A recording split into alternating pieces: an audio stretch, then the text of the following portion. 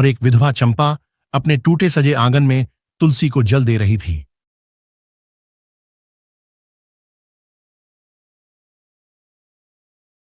अरे चंपा, रघु आया होगा, पतीला बाहर रख देना।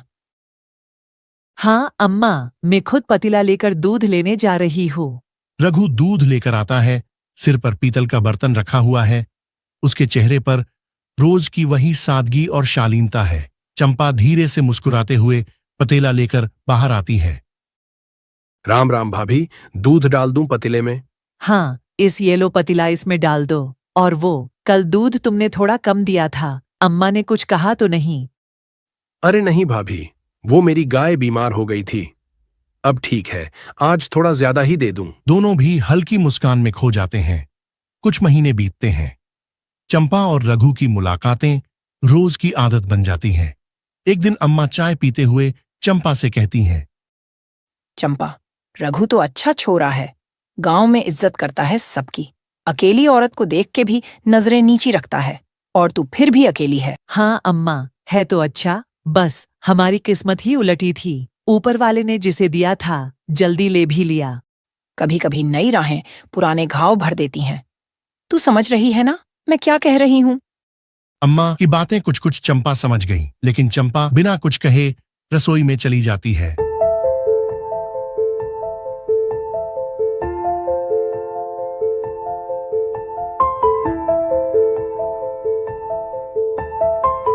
चंपा रसोई से एक लंबा वाला बैंगन लेती है और रसोई से बाहर आती है।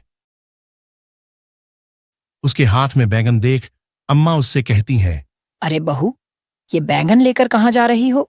क्या आज बैंगन की सब्जी बनाने वाली हो? अरे नहीं अम्मा, मेरे कमरे में एक चूहा घुसा है, बस उसे मारने लेकर जा रही हूँ। यूं बोलकर चंपा वहां से अपने कमरे में चली जाती है।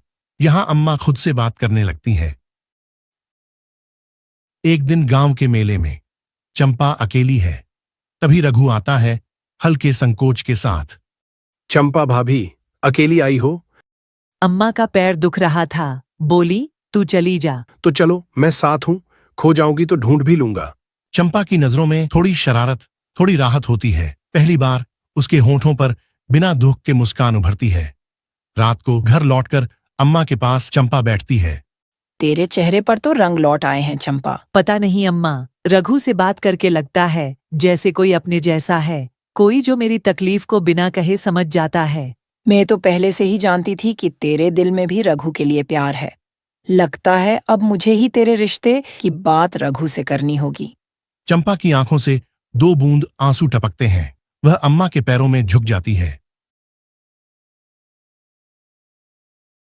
अगले दिन अम्मा रघु के घर जाती है और उससे चंपा की शादी उससे करवाने की बात करती है। रघु भी इस बात से बहुत खुश होता है और वो भी शादी के लिए राजी होता है। चंपा और रघु दोनों भी एक दूसरे के सम्मति से कोर्ट में शादी करते हैं। अम्मा उन दोनों की शादी से बहुत खुश थीं। वो उन दोनों का बहू और दामाद के रूप में स्वागत करती है। बाद में खाना के बाद रघु कमरे में आता है। अरे ये चंपा कहाँ रह गई? आखिर कितने दिन बाद हम दोनों एक